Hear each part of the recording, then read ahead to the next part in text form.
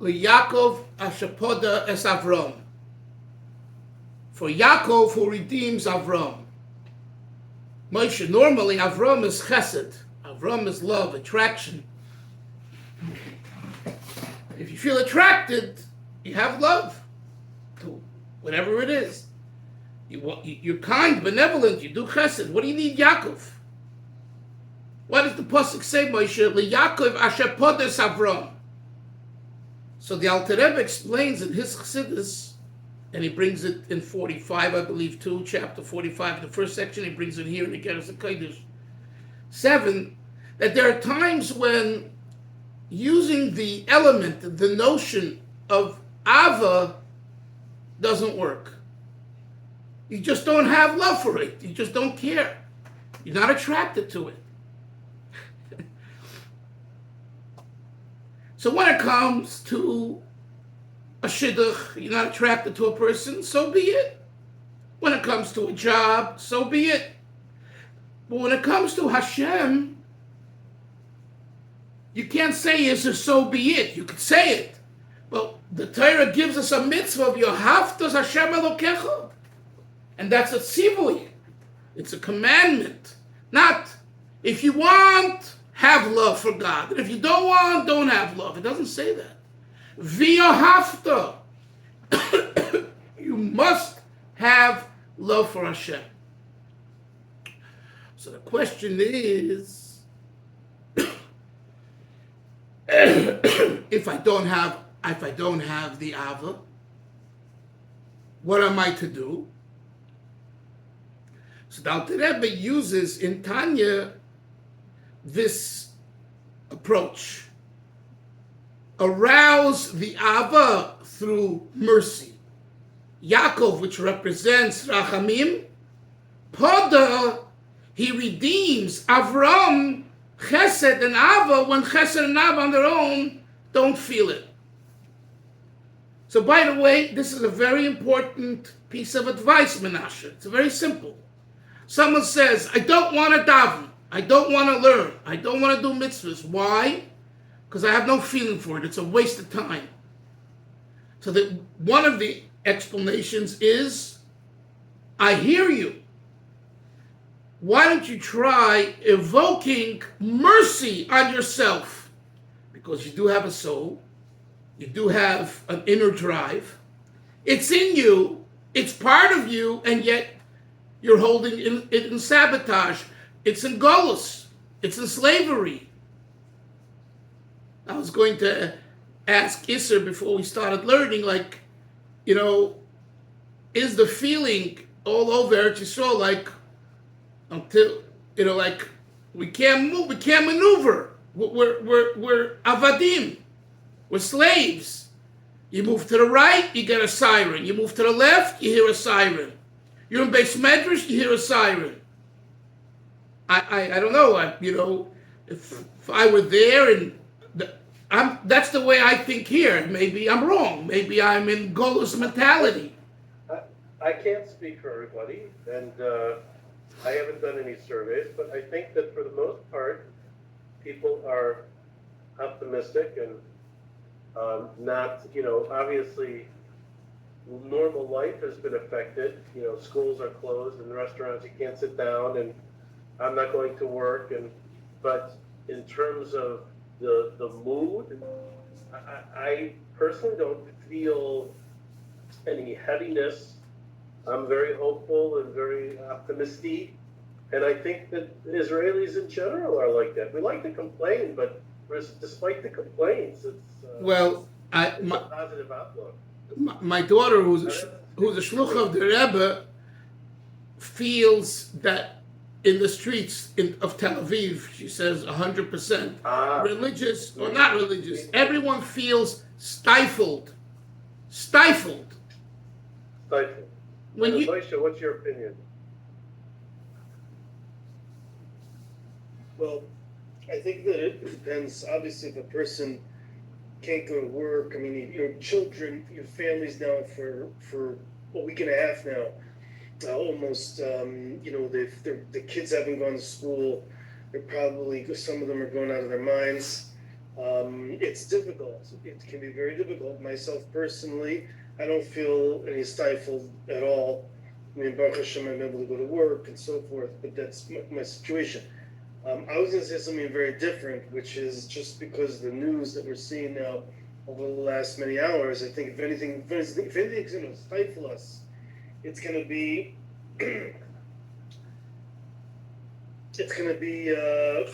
the President of the United States telling us what we can't do now, if in case there's a ceasefire violation. So, I'm just saying that that's my feeling. I think how people are going to feel. Got We'll it. see. We'll see what happens. Kodesh Baruch, we all know Kodesh Baruch is in charge. So Right. we'll see what's going to happen. Right.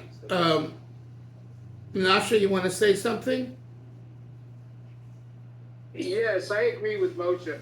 The only one that's stifling us right now is Trump. For some reason, he got it wrong. He doesn't want us, he's going to they're going to do what they want. And, they're going to violate the ceasefire left and right, as they always have with every past ceasefire in the past over the last 100 years. And he's going to say, no, we can't do anything about it. And I think that Bibi is smart. He's not going to listen. Okay.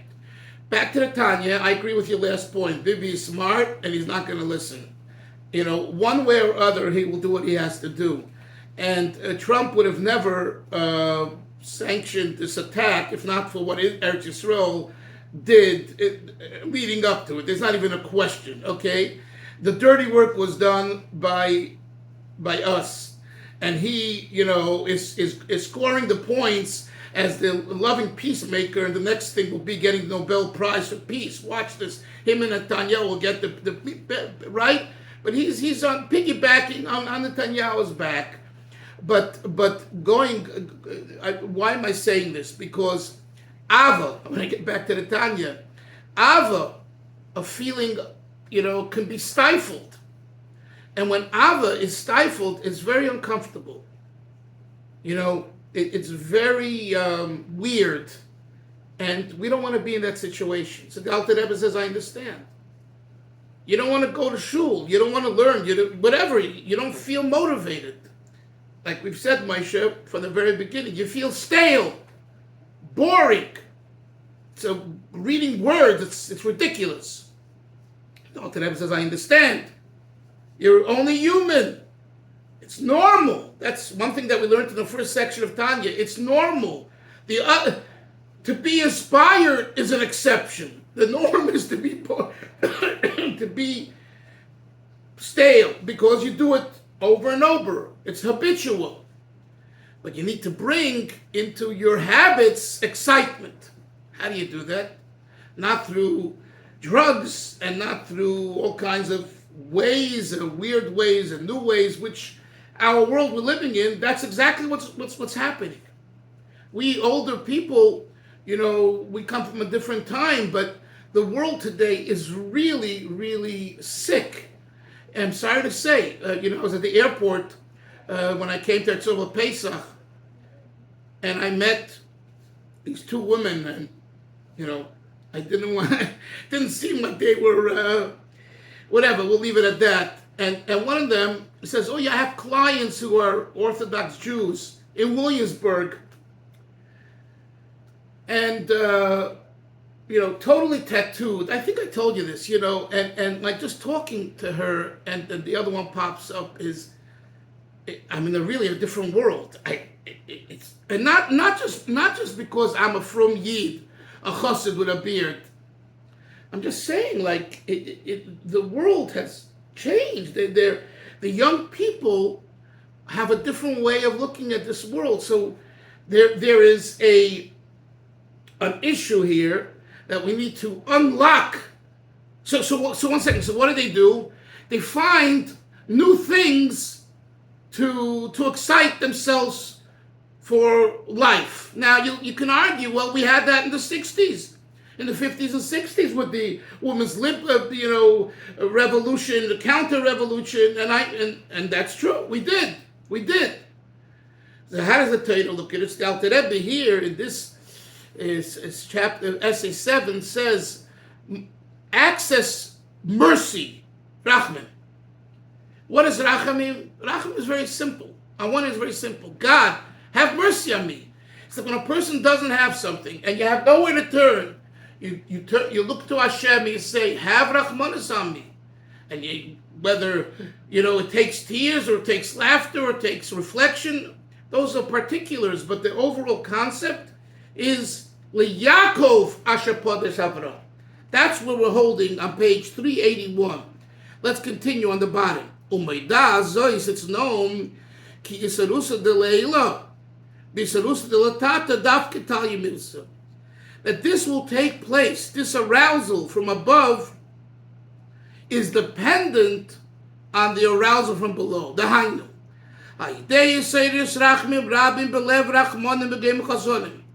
That the abundant mercies from above are dependent, next page, 382 in Lessons in Tanya, and secured by an arousal of great mercies in the hearts of the compassionate and the kindly. Because the Gemara says that we Jews have 3 natural, inherent, genetic qualities, and one is compassion. We are a people of compassion.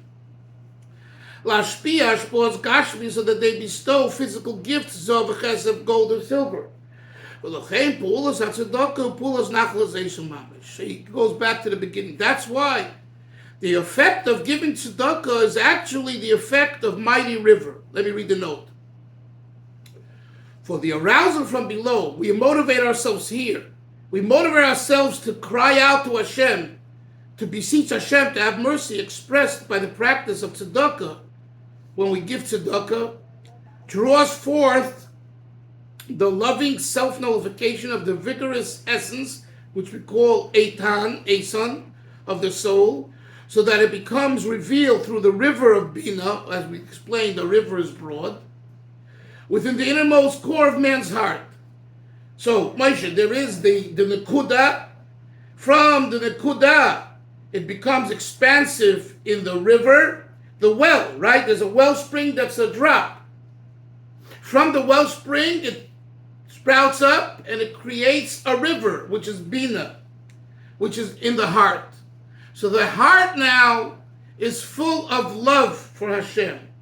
The Alter Rebbe now goes on to write that one's tzedakah should be given unstintingly, without regard for limitations, just as a person in jeopardy spends without limits in order to save his life. So too should one hold one's own godly soul so high, in such a high regard, and give tzedakah boundlessly. If we know that giving tzedakah without limitations is the key to open up the ava within our soul, who wouldn't do it? And who would say, oh, naturally, if you have it, I'm only giving so much. The whole equation of giving so much and how much halachically you're obligated and all of that is when you're not sick. Alter Rebbe says this earlier in Tanya, if you remember. When a person is ill, right, they come to Isser. Isser says, take this medicine. But doctor, I'm taking too many pills. I'm taking too much medicine. I don't want to pump any pills in. So the doctor says, my dear friend, you want to survive, you want to live, you want to be better, you need to take this or you're going to get more sick. But I already taken enough. No, you don't get it. This is your survival. Now, Alter Rebbe uses that mushal earlier in Tanya for tzedakah. I gave my 10%. I gave my 20%. Fool! You're sick. And sick meaning, you know what you do. You know that you need mercy. You know that your kids need mercy. You need your grandkids, on and on and on, and I'll be Israel. So what are you giving me limitations you've given already? Give more! That's what he says here. Midas harachamim is endless. Rabbi Shlomo Kunin taught me and taught us, the shluchim under him years ago. When someone tells you, you ask him to help the institution, the Moisid, and they say, listen, you know, my stocks are down, my investments are down, I lost money, and there's this and there's that, and gives you a whole sob story. I can't give it to you. Please, another time. So the nature of many people is you have Rahmanis on them. You know, if you believe them and you believe them to be honest, they lost this investment, this money, they're not making, right? So Kunin told us, as soon as you have Rahmanis on them, they stop having Rahmanis on you. Now, naturally, Say it again. Say it as again. soon as you, the solicitor of an institution, of a tzedakah moisid, have Rahmanis on the person you're soliciting because they gave you a reason why they can't give you now or give you as much because their investments are down, they lost this, they ba ba ba ba ba ba. So you have, it's Rahmanis, you know, right? So when you have Rahmanis on them and you're ready to walk away and not get what you need for the institution, so Kunin says, that's when they stop having Rahmanis on you and they taka don't give you. Now, this is a general statement, and we have here, Moshe Myers, I think, is a fundraiser. It needs to be put into context, but I've seen this work, and not just work, I've seen it not just work, I've seen it be the right way to certain people, especially people who are, you know, on the wealthier side, to get them. People who made money and big money are tough people. Generally speaking, I'm not talking about people who inherited money, but they really, whether it's someone who created with his mind an app and it went public, on and on. So they invested, you know. When I was there at Pesach, I was taken up to a high-riser building, $10,000 a month rent. You see the entire you see the Mediterranean, you see the embassy. I mean, it was gorgeous. $10,000. So I say, this is a frum guy. He invited me for breakfast. So, and he's a Lubavitcher, so we got to talk a little bit. So I say, like, he says, first of all, I share this with another business person. So he says, you don't understand. I bring here, he develops apps, this guy. He says, I bring here many people, business people from all over the world. When they come here, just like you're flattered and you're, wow, that helps me make a sale. It raises, and by the way, this guy I'm talking to is 23, 24 years old, maybe 25, a young kid, right? Don't have Rahmanis on them. Have no Rahmanis at all. If your Moisid needs a certain amount of money, don't give up. Demand it. Demand it in a respectful way. Because as soon as you have Rahmanis on them, they're going to stop having Rahmanis on you. The Alter Rebbe is saying the same thing right here. That's what he's saying here. The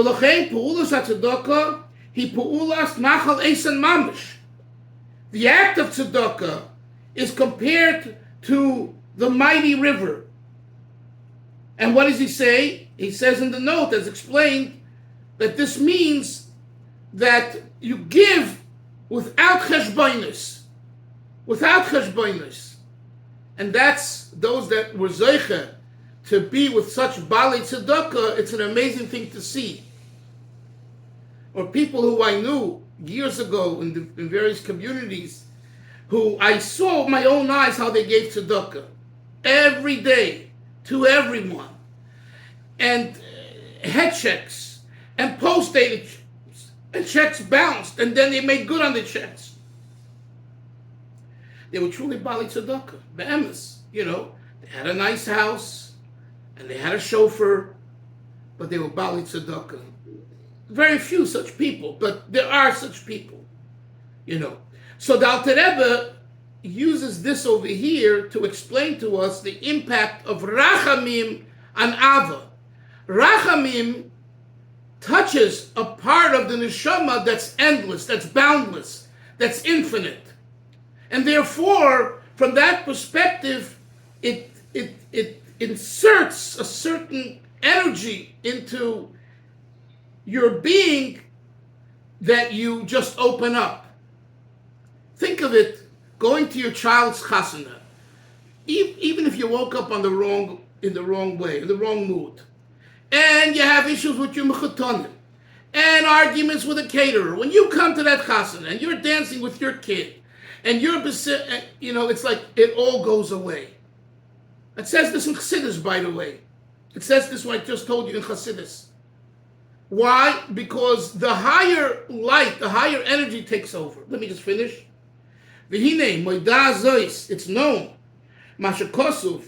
Oir bi'ad oir. Skin for skin. V'chol asher yitein. V'chol asher leish yitein ba'ad. Bi'ad nafshe lekis. And a person, all that a man possesses, you will give for the soul. He will give away everything in order to save his soul. The Alter Rebbe adds a word to the quoted verse so that it ends for his godly soul. You hear? Normally in the pasuk it says, "V'chol asher leish yitein bi'ad nafsho." The Alter Rebbe adds a word, bi'ad nafsho lekis. Why? One should be willing to forego everything for the sake of his godly soul. For your own soul, you don't have to forego everything. But for your nefesh elikis, for the godly soul, that's it. And that's the answer why our boys and our girls are on the front fighting. That's the answer. But plenius, not because of the IDF and Zionism and all that. That's all a side fact. It's because there's a neshama there. And when your neshama knows that the enemy wants to chas v'shalom wipe you out, boom! The neshama pops up and says, it ain't gonna happen. That's what's happening now.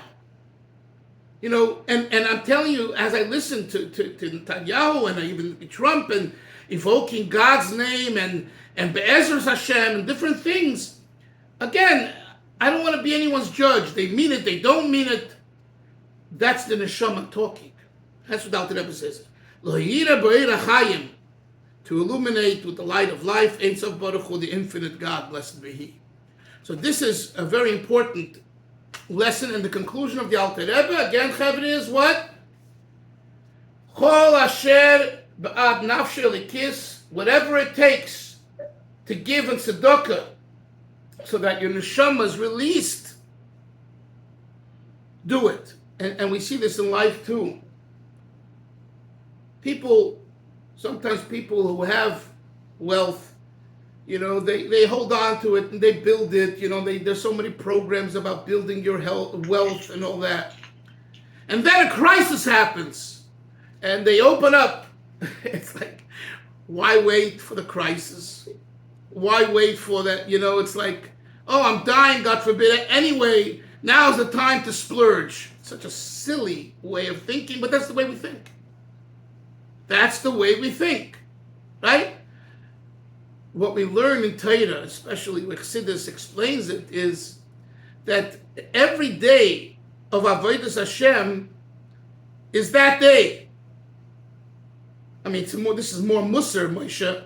The Musar approach, like, hey, you never know when it's your day. Isser and I were talking before the Shir about running into the miklat. He said that one time there was a siren and you, Moshe, and him were sitting and you didn't go. Right, wrong, that's not the point. The point is, he said, when it's my time to go, I'm gonna go. So now that has to be put into perspective, because with that you can be fatalistic, completely fatalistic. and not follow rules at all. I don't believe that's what Hashem wants. There is a din de malchus dina, and there are precautions. And believe me, I am not from those that would be running either. I would do the same thing you did in Surah Moshe. So I'm no great tzaddik in din de malchus dina. At the same time, there's a difference when, like, I spent, I think, Lamont 35 minutes, 40 minutes in the miklat at Yesh Chesed yesterday. But again, if I'm davening or if I'm in the mikvah and that's when HaKadosh Baruch Hu wants to call me home, kol hakavod. But if I'm in the store, I'm gonna go into the miklat. you know, there was yeah. When was the time that Rabbi Dalfin referring to? What? I asked Esther, what is the time that you're referring to when we didn't go into? What are you talking about on October 7th on Simple Torah? Yeah. I want to say that it's a different. Okay. Yeah, it's a different. I think it's a different issue. Different. yeah, I understand. I understand. I'm talking about the concept. The concept. There was a woman who donated her Sefer Torah, and she died at the event. So the daughter, the son, wrote to the Rebbe. Let's look how the Rebbe looks at it, because we could rely on him. It's his yahrzeit this weekend, Sunday. So the Rebbe answers in a letter. He says, we don't understand Hashem. We don't know why she was on the younger side. But one thing's for sure, she says the same thing what Issa said. If someone has to go, what better time is there than at a Sefer Torah? When you finish a Sefer Torah for a neshama. I can't, I wouldn't say it. The average person wouldn't say it, but a Rebbe can say it. And a Rebbe reveals to us the emes. And if you feel this way, it's a kol hakavod. I mean, really. I mean, it's admirable. It's really, special. And reading throughout the last few years, things, and Yoni, I think we spoke about it, soldiers who said to their parents, we are doing this for Hashem, Mesiras Nefesh, and Eretz Yisrael, and if it means we lose our life, we're happy with it. It's a big undertaking. In a sense, this is what the Alter Rebbe is saying right here in Tanya in Essay 7. When it comes to tzedakah, don't make cheshbonos, because cheshbonos doesn't release the neshama from its captivity and its golus. You want to release the neshama, as we say, over the top. Tevra will continue tomorrow. Seid gesund, Psuras Toivus, only good news. Bye-bye. Good day. Bye-bye.